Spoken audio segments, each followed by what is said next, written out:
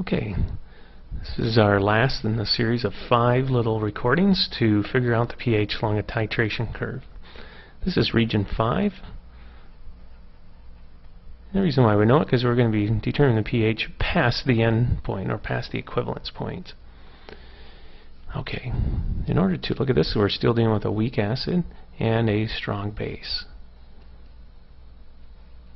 We're going to solve this in the same way that we have for all the other regions of this table except for region 1, and we'll set it up by doing our same reaction between acetic acid and the hydroxide ion. You notice that when the acid transfers a proton, you create the anion and water. Hopefully you can see now that this is a reverse of a Kb reaction, so the equilibrium constant is a very big number, which means all the moles are going to react of the two reactants. But we need to figure out the moles of both reactants. So I like to have a little thing off to the side here where I calculate the moles, because in step 1 of these problems you have to determine moles and react them using the stoichiometry here. Okay? So to do that, we've got 0.100 molar of acetic acid times 100 mils given in the problem, 0.1 liters, and we have 0.0100 moles of acetic acid. I can go ahead and write that here. And sodium hydroxide, we can figure out how many moles we have here because we have 0.100 molar. And the volume is given 0.101 milliliters, or liters, 101 milliliters.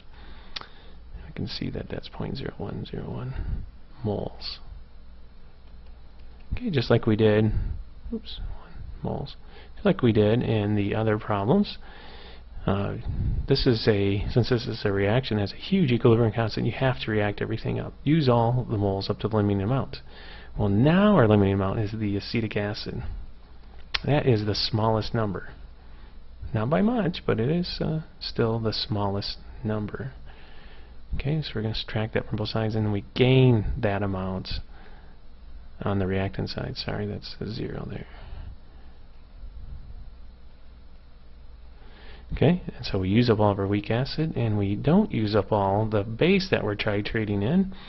And so we actually have a little bit of base that's left over, but we also have some conjugate base. Now you could figure out from here the we should do this. Let's figure out the concentration that we have. We in total have 201 milliliters, or 0.201 liters. If you do that, you get a concentration of, let's see here, where's my number? 4.98 times 10 to the minus 4 molar. And this one then is 5.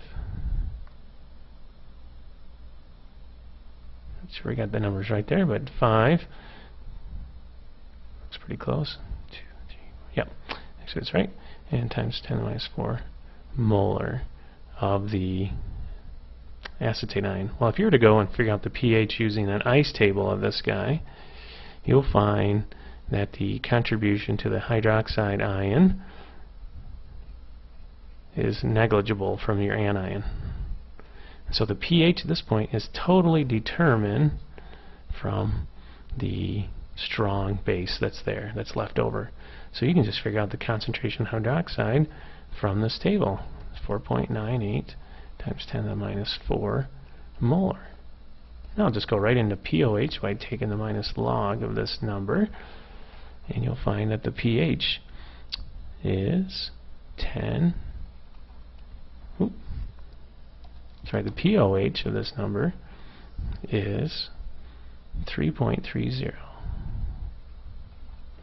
Okay, and the pH is 14 minus 3.30, which is 10.70. Oh, I think I've had it on the screen the entire time.